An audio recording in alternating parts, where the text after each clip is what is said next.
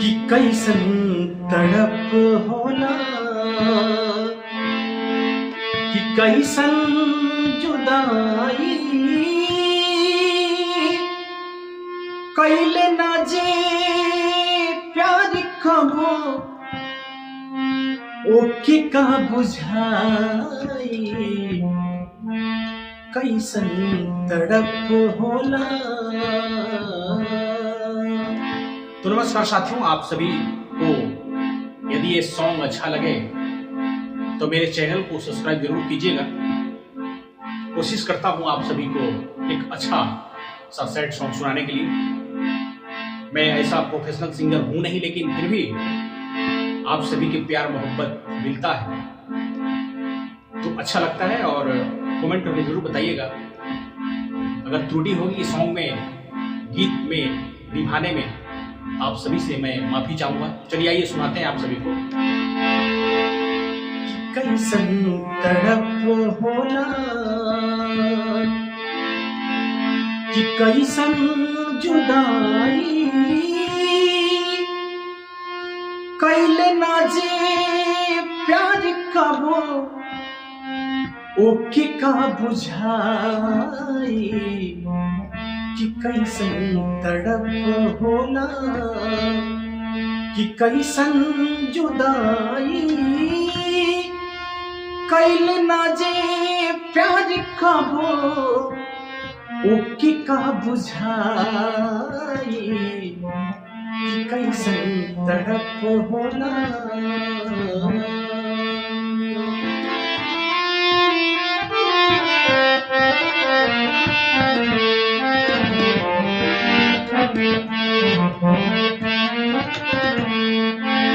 कि दिल कतही लागी नहीं, हो जाई प्यार हो, कि क्षण भर जिया के आई न करार हो।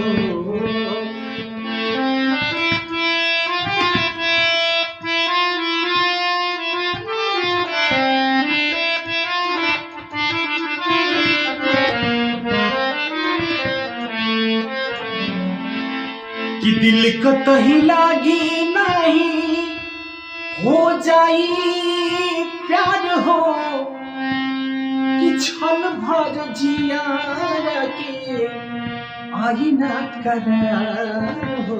कि अखियाँ से नींद उड़ी, कि अखियाँ से नींद उड़ी, कि चैन लूट जाई, कि अखियाँ से नींद उड़ी, कि चैन लूट जाई कैले ना जे प्यार कबो ओके का बुझाई, कैसन तड़प होला, कि कैसन जुदाई कैले ना जे प्यार कबो ओके का बुझाई, कैसन तड़प होला।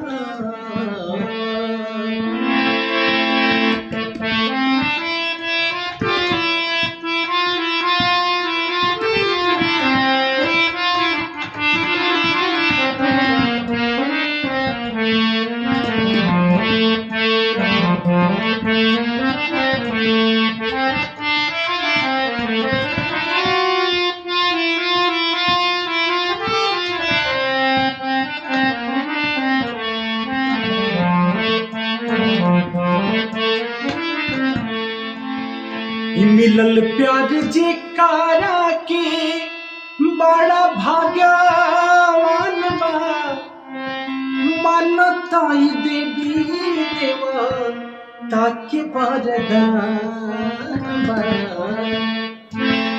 कि मिलल प्यार जे कारा के बड़ा भाग्यवान बा, मानताई देवी देवा ताके वरदान बा।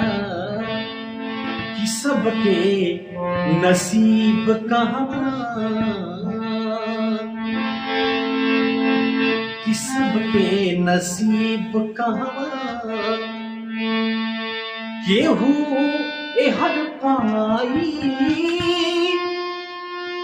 कैल ना जे प्यार कहो ओके का बुझाई, कैसन तड़प होला कि कैसन जुदाई, कैल ना जे प्यार कहो ओके का बुझाई, कि कैसन तड़प होला।